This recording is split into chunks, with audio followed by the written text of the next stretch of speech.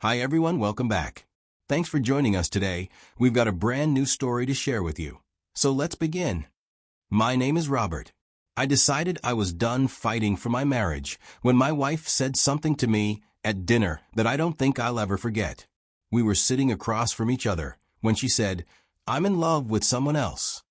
Right there at that table, something inside me shut off. I didn't argue or ask her to explain. I just knew. I was done. I signaled to the waiter, paid the bill, got up from my seat, and walked out of that restaurant, leaving her right there at the table. She never expected that, and what came next? When I look back on my marriage to my wife, Susan, it still amazes me is how quiet the breakdown was. Our marriage didn't fall apart overnight, and it didn't explode. It just faded, slowly and quietly. Almost like watching paint peel off a wall over the years. You don't notice it at first, until one day you realize the whole thing looks worn out and colorless.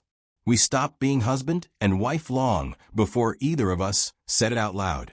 Although we still lived in the same house, ate at the same table, even slept in the same bed, the closeness all disappeared bit by bit. We had become more like roommates than a couple. There were days we'd go without saying more than a few words to each other. And when we did talk, it was about bills, groceries, or her work schedule. And yet, strangely enough, there was no fighting. We didn't argue because neither of us cared enough anymore to even try. That might be the saddest part. You'd think silence is peaceful, but in a marriage where love used to live, silence feels like slow death. I remember realizing that we hadn't even touched each other in a long time. I had gotten used to the cold air between us, but it wasn't always like that. That's what makes it hurt more. We used to be deeply in love. I used to feel like I was her person, someone she could lean on, someone she chose. But over the years, the connection that held us together thinned out until it snapped completely. And neither of us rushed to tie it back. So when I say our marriage was over long before she whispered that she was in love with someone else, I mean it. That night wasn't the beginning of the end. It was just the moment I stopped pretending there was anything left to save. When I met Susan and we began dating, I was in my late 20s, focused, stable, and working a decent job at a well-known agrochemical company. She was the kind of woman who spoke about her dreams with her whole chest, as if she could already see the future clearly. From the very first few times we talked, it was obvious that she had a vision and wanted to build a wellness retail business. She had mapped out both her short-term goals and long-term plans, like she'd been rehearsing them for years. She knew what products she wanted to sell, how she wanted to brand them, and even what kind of environment she wanted to create for her customers. She didn't just have a dream. She had a blueprint to achieve it. But then, she shared something more personal. She told me about how hard it had been trying to get that business off the ground. She'd applied for funding, reached out to people, even tried small-scale testing of her ideas, but nothing was really taking off. She lacked the capital to scale it properly, and it was clear that this weighed heavily on her. Now, I will be honest with you, I hardly throw money around, especially not into something that has no guarantee of success.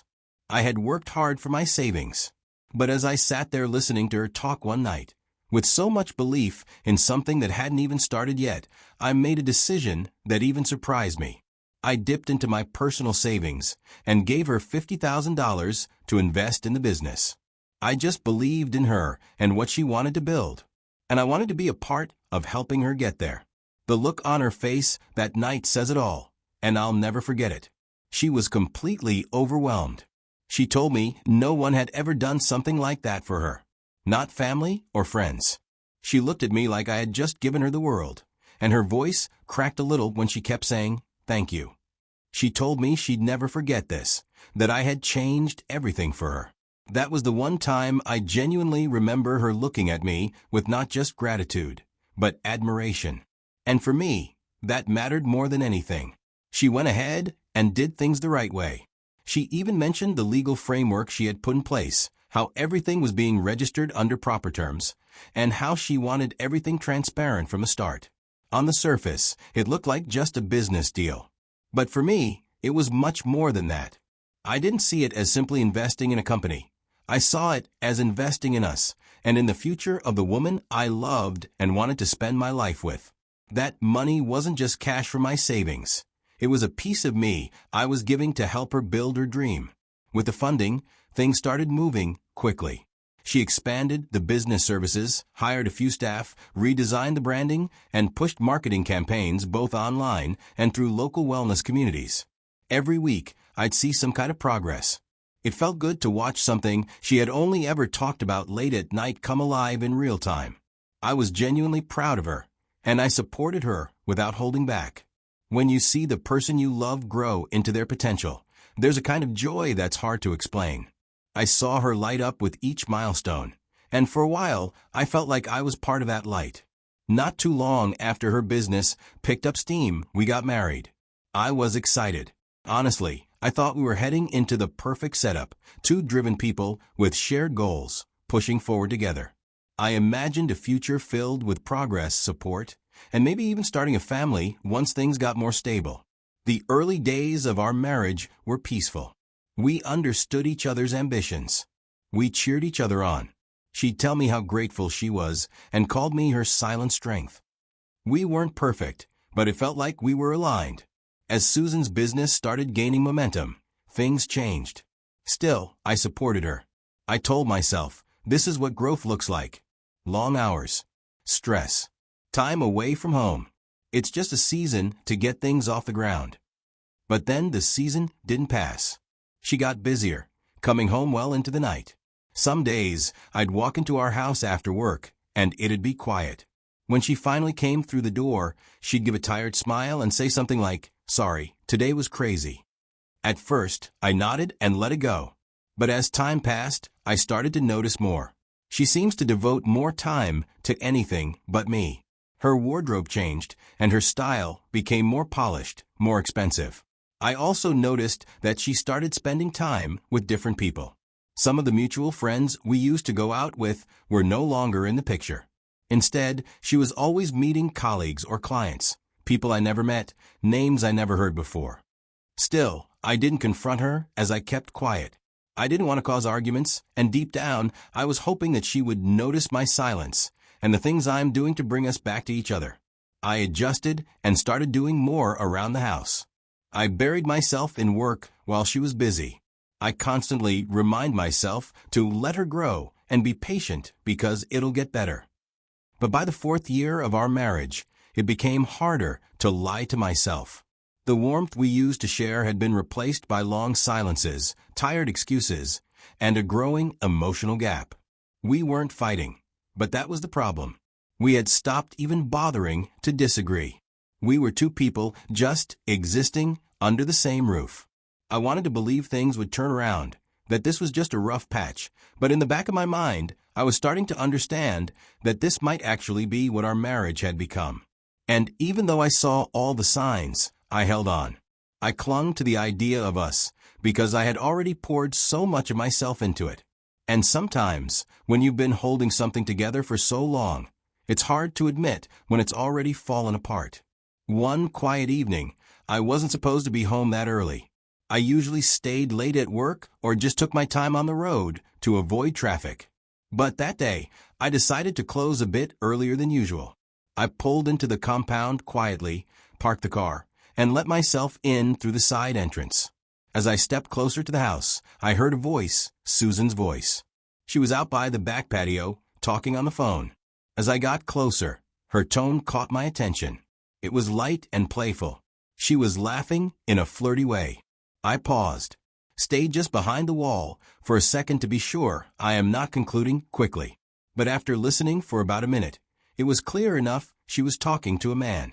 It wasn't business, and it wasn't innocent. I stepped out fully into view and called her name. She physically jolted, like someone who got caught doing something they shouldn't. She looked at me for a second, then at her phone, and without another word, she hung up the call. I asked her, "Who were you talking to?" calmly. But she didn't answer. She got defensive almost immediately, asking why I was sneaking up on her and what I was trying to suggest. I didn't say anything more as I stood there, taking it in. That silence between us said more than anything else she could have explained away. She knew what I saw. I knew what I heard. And even though she tried to act like I was overreacting, The guilt in her eyes told the truth. From that moment, the mood in our home changed. We moved around like strangers. I'd leave early, come back late. She did the same. We barely spoke, and when we did, it was stiff and short. And the worst part was I couldn't stop thinking about that call. I couldn't shake off the feeling that Susan, my wife, was entertaining another man right under my nose. Still, I wasn't ready to end things. As much as it hurt, I wasn't going to let one moment decide the fate of everything we had built. I wanted to believe we could fix things. Maybe she was going through something, and we could talk it out. 2 months had passed since that tense confrontation at home. We kept moving around each other like strangers. So, I decided to make an effort. I told her I wanted us to go out for dinner. I said I thought we needed to talk, maybe reconnect. She paused for a moment, then said, "Okay." I was happy that at least she agreed. I picked a restaurant we used to love back in the early days. I figured sitting in a familiar place might remind us of who we were before everything got messy. Maybe it would help us talk like human beings again. The drive there was strange. She was quiet, kept glancing at her phone, replying to messages, and smiling to herself. I noticed it, but I stayed quiet. I just drove because I didn't want to ruin whatever chance we had by jumping into assumptions or starting an argument before we even sat down. We got to the restaurant, got seated, and right away it was obvious. She wasn't present. She had her phone out on the table, scrolling, tapping, replying to someone or maybe several people. Her eyes barely met mine. I tried to make small talk, asked her about her day, asked how work was going. I even brought up a funny memory from the last time we'd eaten there, hoping she'd laugh or at least smile. She didn't. She just gave these dry, clipped answers, like she was checking a box just to get through the evening. After a while, I went silent. I sat there, watching her thumb hover over her screen while I sat across from her like a background character in her life. That's when I decided to stop pretending. I leaned in and told her plainly that I didn't invite her out for food and awkward silence. I said I wanted us to talk about us, about the way things had been. I told her I knew we'd been drifting apart, and I admitted that I missed her, that I missed how we used to be when we still cared. I said I wanted us to realign, to try and move forward if that was still possible. And I meant every word. I hoped that moment would open a door, even if just a small one. I hoped we'd have a shot at rebuilding what was left. But I didn't know then that what she was about to say next would close every door I thought was still open. She leaned in, like she was about to confess a secret. Her voice dropped, almost like she was embarrassed. And then she said, "I didn't know how to say this, but I'm in love with someone else." I sat there frozen for a second. I didn't ask her who he was. I didn't ask how long it had been going on. I didn't even ask why. I just nodded, took a slow sip of water, swallowed hard, and said, "Good to know." That's all I could manage, not because I didn't have 1,000 things to say, but because suddenly none of them felt worth saying. What was the point? She had made her choice long before that night. That sentence wasn't the beginning. It was the end of a story that had been dying quietly for years. I reached for the waiter, asked for the bill, paid in full, and stood up. I didn't say another word as I walked out of that restaurant without even looking back. I was burning inside with pain. That night, I couldn't sleep. I lay on the bed, staring at the ceiling, my thoughts running in every direction. I kept asking myself if I missed the signs, if I had been stupid for trying, if all those years of staying quiet and giving her room had just been wasted effort. I was stuck in that space between confusion and clarity. At some point, maybe out of exhaustion, I finally drifted off. But even sleep didn't bring peace. The morning after that dinner felt like the weight of an entire decade had dropped on my chest. Susan moved out of the house that day. I assumed, without even needing confirmation, that she moved in with the man she left me for. And honestly, that was fine. At least now the picture was clear. She made her choice, and I was making mine. I had woken up with a pounding headache, but beneath the fog in my head, I knew exactly what I needed to do. I was done, and now it was time to act like it. So I picked up my phone and called my lawyer. I've known him for years. We've handled a few contracts and some property matters in the past, but this was different. When I told him I needed a divorce attorney, he was quiet for a second, then asked, "Robert, are you serious?" I told him I'd never been more serious about anything. I didn't want back and forth. But that wasn't all. I also told him I wanted the $50,000 I invested in Susan's business returned to me. I explained that I simply wanted to treat it for what it was, a financial investment. I had funded her dream from a place of love back then, but now that love had been pulled out from under me like a rug, I had to view it through a different lens.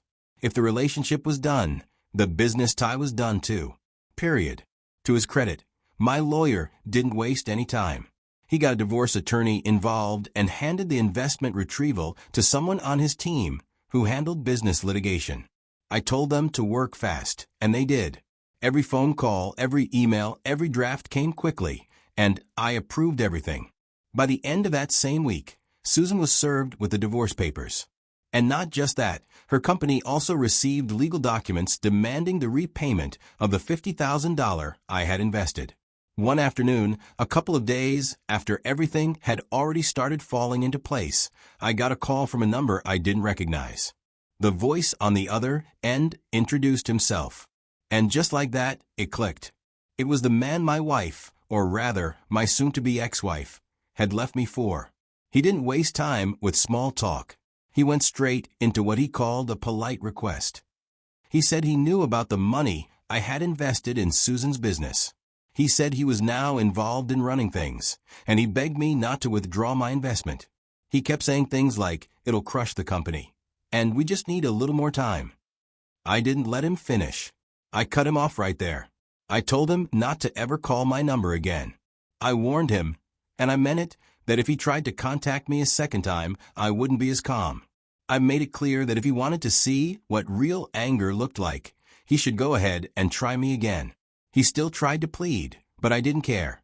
I ended the call and immediately blocked his number. That was the first and last time we ever spoke. As for the divorce proceedings, I won't sit here and lie to you. It wasn't easy. The court system, as expected, leaned in her favor. I've seen it happen too many times to other men, and I felt it firsthand. But I had two things working in my favor. We had no kids, and she had already moved out of the house before anything was filed. That made it harder for her to make a claim on the property or demand more than what was fair. I pushed through it. I stayed focused. I kept my communication through my lawyer. And in the end, I got what I came for, including the $50,000 I had invested in her business, plus interest, because letting her walk away with that too would have been like rewarding betrayal.